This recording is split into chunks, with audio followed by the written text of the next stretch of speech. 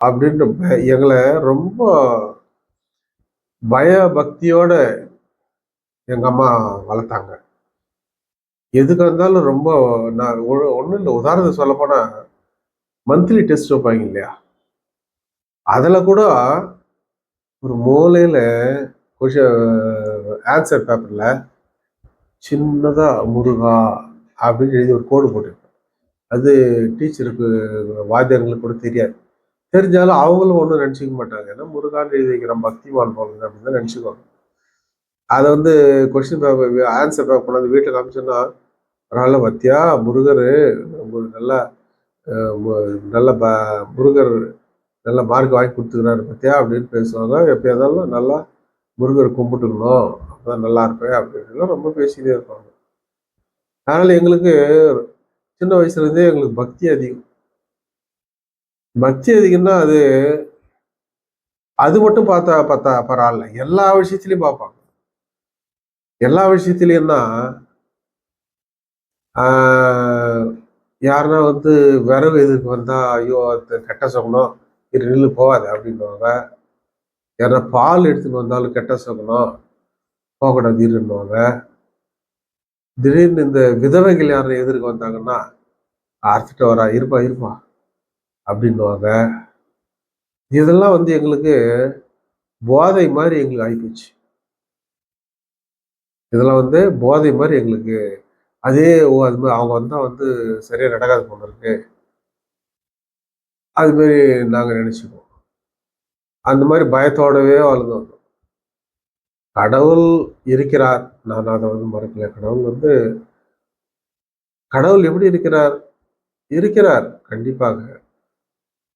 அதாவது ஒரு நான் அதீத சக்தி ஒண்ணு நம்மளுக்கு நமக்கு அப்பாற்பட்டு நம்மளுக்கு அப்பாற்பட்ட ஒரு சக்தி, அதான் கடவுள். முருகர், சிவபெருமான், இப்ப சிவபெருமான், பார்வதி, மகாவிஷ்ணு அப்படிலாம் சொல்லுவாங்க இல்லையா, அது மாதிரி கடவுள் இருக்கிறார் வந்து ஒரு சக்தி வடிவத்தில் இருக்கிறார். அதாவது அதுக்கோசரம் வந்து ரொம்ப பயப்படும் எங்க அம்மா வந்து ரொம்ப இதெல்லாம் வரக்கூடாது அதெல்லாம் வரக்கூடாதுன்னு எங்களை வந்து போட்டு ரொம்ப இதா வளர்த்துட்டாங்க. என்னன்னா எதுவாக இருந்தாலும் முயற்சி திருவினையாக்கும். முயற்சியும் முக்கியம், கடவுள் பக்தி மட்டும் இருக்கக்கூடாது. உதாரணத்துக்கு என்ன சொல்ல வரேன்னா, 10th நான் படிச்சுங்கிறேன். 10th படிக்க பார்த்து எனக்கு நல்லா படிக்கணும், ஸ்டேட் ஃபர்ஸ்ட் வரணும் அப்படின்ற ஒரு பெரிய கனவு. நல்லா படிக்கணும் அதுக்கோசரம். அதுக்கோசரம் வந்துட்டு டெய்லி கடவுள் வணங்குவேன். நைட்டு மணி 8 9 ஆச்சுன்னா படிக்க உடனே சாப்பிட்டு 8:30க்கெல்லாம் சாப்பிட்டு 9 மணிக்கெல்லாம் 100 முறை முருகா முருகா நல்லா பண்ணு, முருகா முருகா முருகா முருகா நல்லா மார்க் வரணும், முருகா முருகா 100 முறை சொல்லணும். அதுக்கப்புறம் தான் படிக்க ஆரம்பிப்பேன். 100 முறை சொல்றதுக்கே ஒரு 5 நிமிஷம் ஆயிடும்.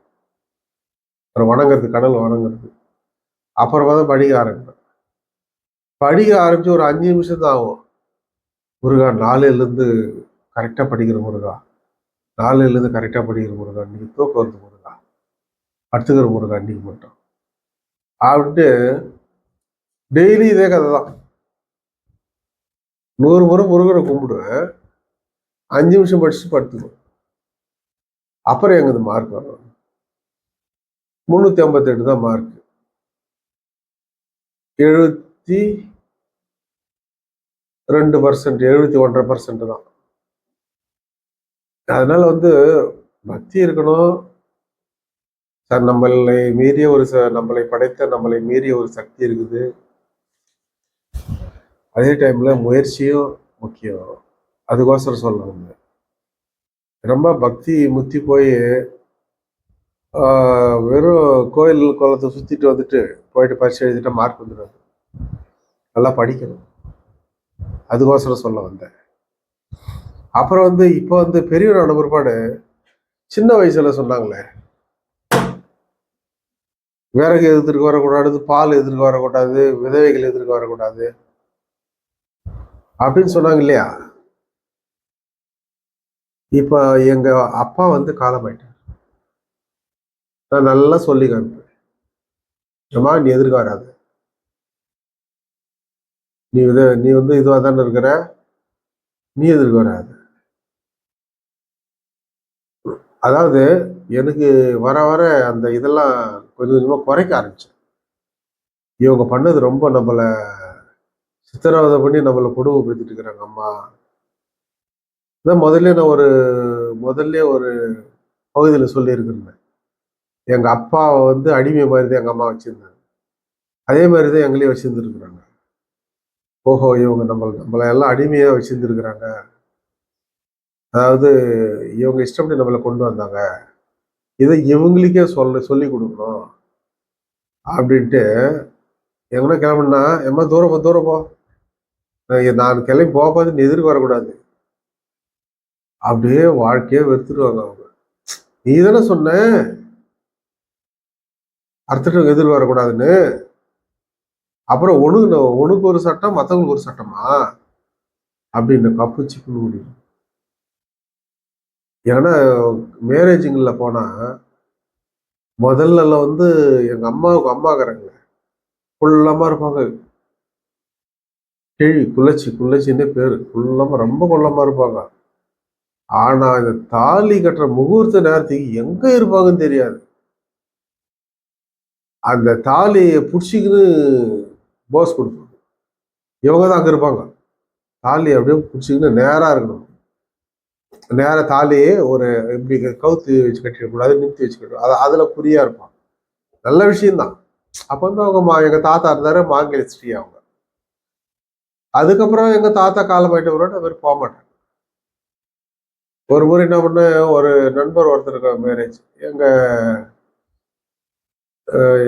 கிட்ட வேலை செஞ்சவங்கன்னு வச்சுங்களேன், ஒரு பையன், அவர் மேரேஜ், ஸ்டேஜ் இருக்கு, தாலி கட்ட போறாங்க. எங்க அம்மா வந்து எங்க அப்பா காலமாயிட்டு போயிட்டு முன்னாடி நின்றுட்டு பார்த்துட்டு இருந்தாங்க. இவங்களுக்கு இந்த மாதிரி விஷயத்தெல்லாம் போய் முன்னாடி பார்ப்பாங்க. எங்க அப்பா உயிரோட இருக்கு பார்த்து இவங்க தான் போய் எங்க அம்மா அம்மாவுடைய பொறுப்பை இவங்க எடுத்துக்கிட்டாங்க. இவங்க ஊருக்கு முன்னாடி அங்கதான் இருப்பாங்க. அவங்கள மாதிரி இவங்க தாலி முடிச்சுக்கிட்டு நான் கோவிலோட அங்க போடுவாங்க. அது மாதிரி டைப்பு இவங்க. கடைசியில் அப்பா காலமாயிட்டு பிற்பாடு கொஞ்சம் தூரத்தில் தான் இருக்கும். தூரத்தில் இருந்தாலும் முன்னாடி ஃபர்ஸ்ட் போய் நின்றுன்னு பார்ப்பாங்க. இப்படி கூப்பிட்டு ஒரு நாள் செம்ம டோஸ் விட்டேன். மாப்பிள்ளை தாலி கட்டி விட்டு முத ஓமூஞ்சியில முடிக்கணும். யார் தெரியுமில்ல? ஆமாம்பா, இல்லைப்பா நீ மட்டும் அது மாதிரி போக மாட்டோம்பா, போய் ஓரம் இல்லை, ஒழுங்குன்னா ஒன்று மற்றவங்கன்னா ஒன்றா, இது மாதிரிலாம் போகக்கூடாது அப்படின்னு நல்லா பேசுவேன். அது மாதிரி ஒரு சில இதெல்லாம் என்னன்னா நம்ம பின்னாடி இப்படி போல இதுவாக இருந்திருக்கோம்ட்டு அவங்களே நினைக்கணும். அப்பெல்லாம் எங்களுக்கு கற்றுக் கொடுத்ததே இந்த மாதிரி இதெல்லாம் இந்த மாதிரி ஒரு முட்டாள்தனத்தெல்லாம் கற்றுக் கொடுத்ததே அவங்க தான். இயற்கை சக்தி இருக்குது, ஆனால் ஒத்துக்கிற கடவுள் இல்லாமல் இல்லை. எல்லாம் இறைவன் செயல், எல்லாம் தெய்வ பக்தி.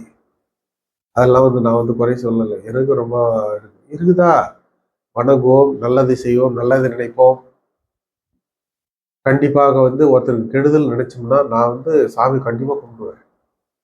சாமி கும்பிட்டோம்னா என்ன நினைக்கணும், எல்லாரும் நல்லா இருக்கணும், நிச்சயமா அப்படிதான் கும்பிடுவேன்.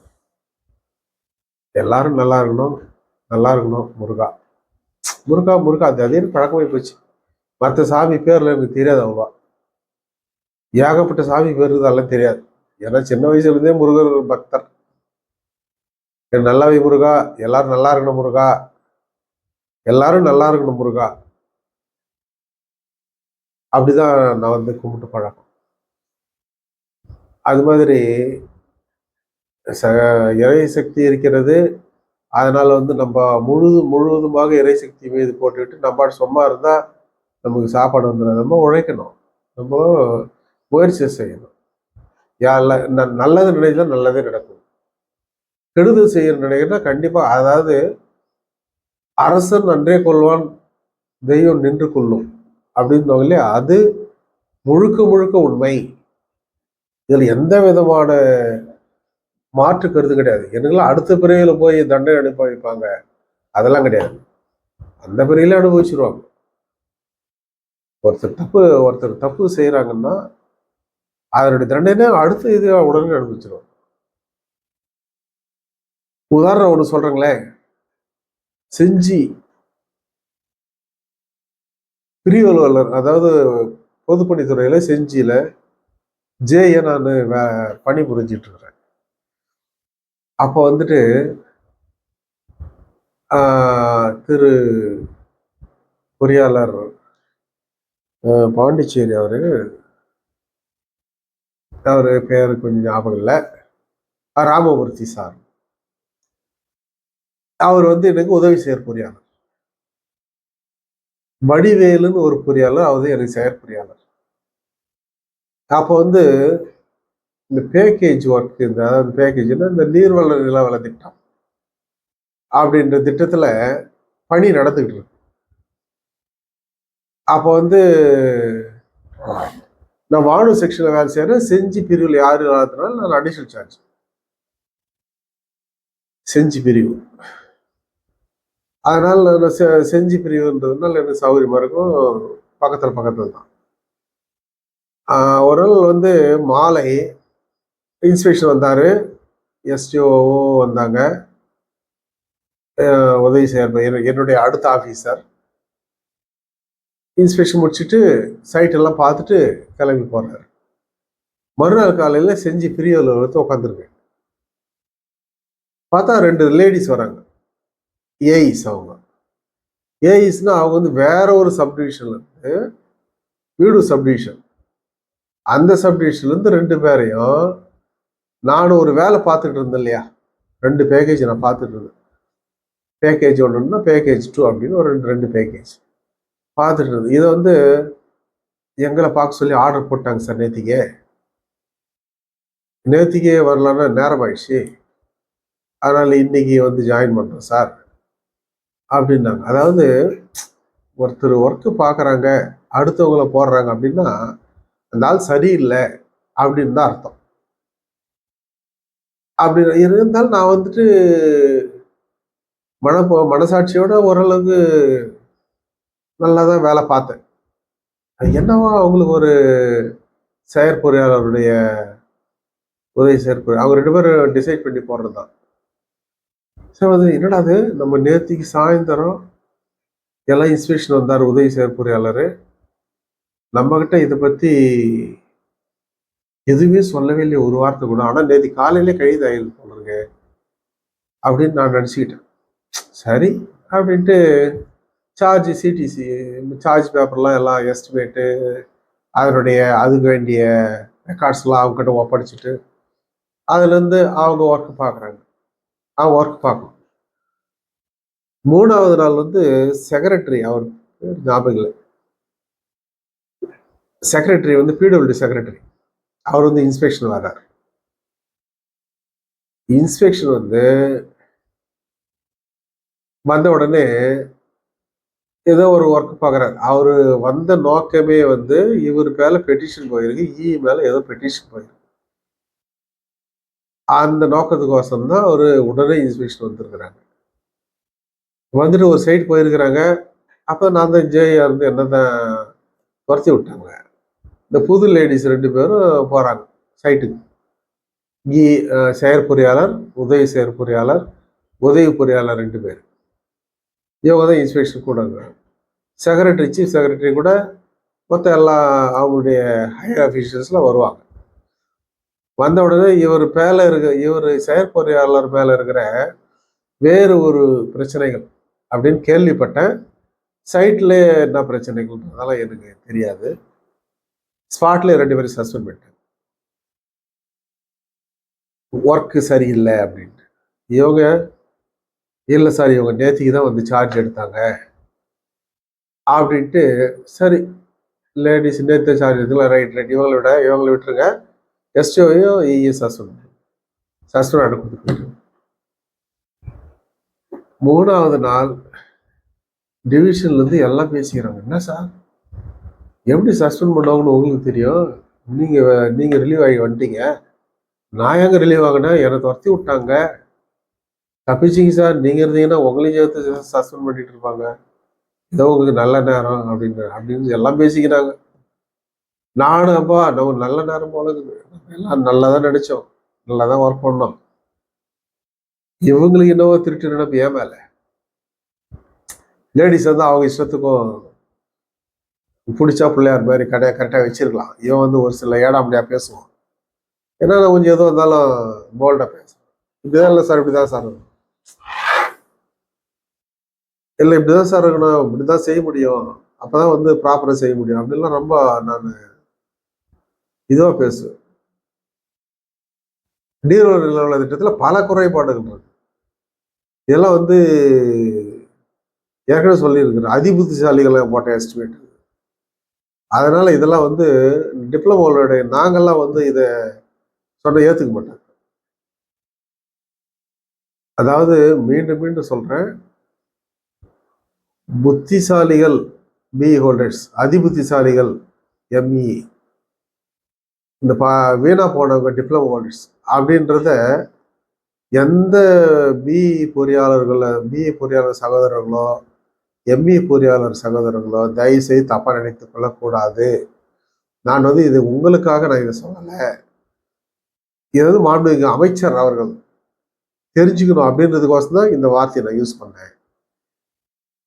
புத்திசாலிகள் பிஇ ஹோல்டர், அதிபுத்திசாலிகள் எம்இ ஹோல்டர், ஒன்றுத்துக்கு உபயோகம் இல்லாதவங்க டிப்ளமோ ஹோல்டர் அப்படின்றத வந்து அவருக்கோசரம் தான் சொன்னேன்.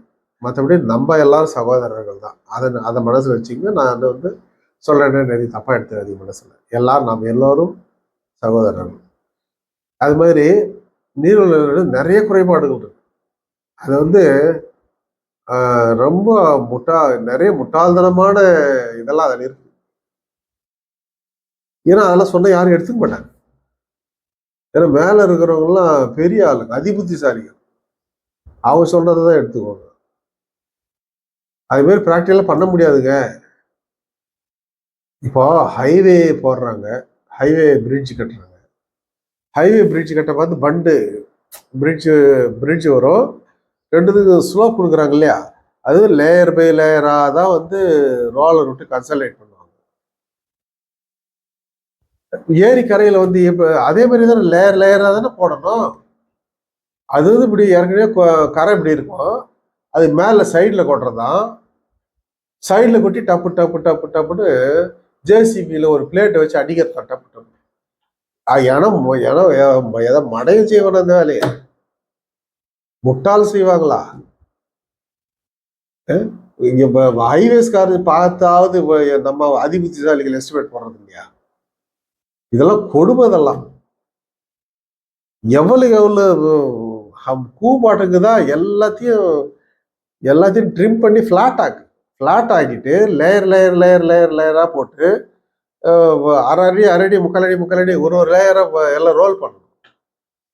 கூவுலயே மண்ணை கொட்டுறதான், சைடில் வந்து இப்படி அடிக்கிறதான் ஒரு பிளேட், அதுக்குன்னு ஒரு பிளேட்டு செய்ய சொல்லிட்டு டப்பு டப்பு டப்பு டப்புன்னு அடிக்கிறதான். மகா கேவலமான ஒர்க் இந்த நீர்வள நில திட்டம்லாம். இந்த மாதிரி புத்திசாலிகள்லாம் இருக்கிறாங்க, அதுக்கோசம் தான் அதிபுத்திசாலிகள்ங்கிறது. என்ன பண்ணி அது மாதிரி அதெல்லாம் நான் ரொம்ப போல்டா பேசுவேன் எந்த ஆபீசர்கிட்டையும். ஏற்கனவே ஒரு சில இதில் நான் 5வது பகுதியில் இன்னும் சொல்லியிருக்கேன், ஏன் விவசாயிகள்லாம் கஷ்டப்படுறாங்கன்னு. அதில் வந்து இந்த கலிகுலா ஸ்டோன் 3 அடி உயரத்துக்கு இருக்கும் இல்லையா, அது நிறைய மேல் மட்டம் வரைக்கும் தான் வந்து இந்த ஏரியோட முழு குள்ளல் மட்டும் சொல்லியிருக்கிறேன். அதை கன்சிடர் பண்ணி தான் வந்து கரையினுடைய மேல் மட்டம் எல்லாத்தையும் வைக்கணும். அதை செய்யாம இவங்க ஏதோ ஒரு எஸ்டிமேட் போடுவாங்க. நான் வந்து அப்பயே சொல்லியிருக்கிறேன், இது வந்து இந்த காலத்துல விவசாயிகள் வந்து இதெல்லாம் வந்து என்னது சாக்கு கோடி எல்லாம் போட்டு யாரும் வந்து மணலுக்கு மூட்டை கட்டி போட மாட்டாங்க, தண்ணியெல்லாம் வேஸ்டா போயிடும். அதனால அகலப்படுத்தி கட்டி ஏரியுடைய கோடி மட்டத்தை தூக்கி கட்டிடணும், அதிகப்படியான தண்ணி வெளியே போற அளவுக்கு நம்ம ஆப்ஷன் கொடுத்து அதை வந்து அகலமா கட்டிடணும்னு சொல்லுவேன். எந்த ஹையர் ஆஃபீஸரும் எடுத்துக்க முடியும். அதனாலே என்ன ஒரு ஸ்டேஷனுக்கு என்னை டிரான்ஸ்ஃபர் பண்ணி விட்டேன். ஒரு கிருஷ்ணமூர்த்தி சுகுமார் அப்படின்னு ஒரு எஸ்டிஓ, கிளியன்னு ஒரு டேங்க்கு, அதில் வந்து 3 அடி உயரம் கல், இதை மாற்றி போடணும் சார்ன்னு. ஏங்க ஒரு வேலை இல்லை, 20 ரூபாய் எஸ்டிமேட் கொடுத்துட்டு போங்க அப்படின்னாரு. அவர் போய் கிட்ட சொன்னாரு. கிட்ட சொன்னா இந்த ஆள் சௌகரியம் விட மாட்டாங்க, டிரான்ஸ்ஃபர் பண்ணி விட்டோம், பண்ணி விட்டாங்க. அந்த யாருன்னா ஒரு மெக்கானிக்கல் படிச்சவர். எந்த கொடுமை பாரு, சிவில் படிச்சவங்க இல்லை அப்போ அதிகமா. அதனால மெக்கானிக்கல் படிச்சவர் அப்படிலாம் கொடுமை நடந்துக்குது பொதுப்பணித்துறையில. மெக்கானிக் படிச்சவங்களை எப்படி இந்த டிபார்ட்மெண்ட்ல போன ஆள் எல்லாத்தையும் ஏதாவது ஒருத்தர் கொண்டு வந்து விட்டுறதா, விவரமே தெரியாத. அவர் சொல்றத வச்சுதான் அவர் சொல்றது தான். இது மாதிரிலாம் தான் வந்து நமக்கு நல்லா தெரியுது. சிவில் படிச்சுட்டு வந்திருக்கிறோம், இதெல்லாம் வந்து சரியில்லாத வேலையை செய்ய சொல்றாங்க அப்படின்ற பட்சத்துல எவ்வளவு கஷ்டமா இருக்கு. இதெல்லாம் எதிர்த்து கேட்பேன். அதனால இவன் சரியில்லை, இவனை மாத்திரு அப்படின்ட்டு தான் என்னை மாத்தி அந்த லேடிஸை போட்டாங்க. பழி பாவம் சும்மா விடுமா, மறுநாளை சஸ்பெண்ட் ஆயிட்டாங்க. யாரு? ராமமூர்த்தி உதவி செயற்பொறியாளரும் வடிவேலு செயற்பொறியாளரும். அப்புறம் உதவி செயற்பாட்டு கேட்டேன், சார் ஒரு வார்த்தை சொன்னீங்களா சார் என்ன வந்து இந்த ஒர்க் அவுட் என்ன வெளியே அனுப்புறேன்ட்டு? ஏன் நான் என்ன ஒண்ணு என்ன எந்த மாதிரி சரியா வேலை செய்யணும்னு சொல்லியிருந்தா நான் என்னுடைய இதை சரிப்படுத்திட்டு இருந்தேன். இல்லைங்க, அந்த ஆள் பண்ண வேலைங்க, பண்ண வேலை அது மாதிரின்னாரு. அப்புறம் வந்து அதை வந்து ஒர்க்கு வந்து எல்லாம் பர்ஃபெக்டா இருக்கு, நல்லா தான் நடந்திருக்குது அப்படின்றத ப்ரூஃப் பண்றதுக்கு ஒரு தனி ஸ்டாஃபுங்களே போட்டாங்க, அதை வந்து செக் பண்றது. அவங்களுக்கு நாங்கள் ஒரு சில ரெக்கார்ட்ஸ் எல்லாம் கொடுக்கணும். அதெல்லாம் எல்லாத்தையும் ஏற்பாடு பண்ணி கொடுக்கறதுக்கு நான் ஒரு சில படம்லாம் போடுறதுக்கு எங்கள் சன் வந்தான். இது மாதிரிலாம் பண்ணி கிட்டத்தட்ட 1 வருஷம் கழிச்சு அவர் மறுபடியும் வந்து இவர் மேலே எந்த தவறும் இல்லை அப்படின்ட்டு திரு ராமமூர்த்தி பொறியாளர் அவர்கள் மறுபடியும் வந்து அப்புறம் உதவி செயற்பொறியாளரை ஜாயின் பண்ணி அப்புறம் செயற்பொறியாளரா, கண்காணி பொறியாளரா, தலைமை பொறியாளரா, முதன்மை தலைமை பொறியாளரா 4 வருஷம் காலத்தை ஓட்டினார். இதெல்லாம் வந்து முற்பழி பிற்பழி. நல்லது நினைக்கணும், நல்லது செய்யணும். தெய்வம் அரசன் அன்றே கொள்ளும், தெய்வம் நின்று கொள்ளும். அதுக்கு உதாரணங்கள் இதெல்லாம். இது மாதிரி என்னுடைய அஃபீஷியல் லைஃப்லேயே நிறைய நடந்துருக்குது. அதெல்லாம் சொன்னால் உங்களுக்கு போர் அடிக்கலாம். எப்பயாவது தேவைப்பட பார்த்து அப்பப்போ ஒரு சில கருத்துக்களை சொல்கிறேன் நான் உங்களுக்கு. இன்னும் என்னுடைய வாழ்க்கை அனுபவங்கள் நிறைய இருக்கின்றன. இதை பற்றி அடிக்கடி உங்களிடம் தெரிவிக்கிறேன். இத்துடன் இன்றைய பகுதி நிறைவடைகிறது. தயவு செய்து சப்ஸ்கிரைப் செய்யுங்கள், வீடியோவை தொடர்ந்து பாருங்கள் என்பதை மிகவும் அன்புடன் தெரிவித்துக் கொள்கிறேன். வணக்கம்.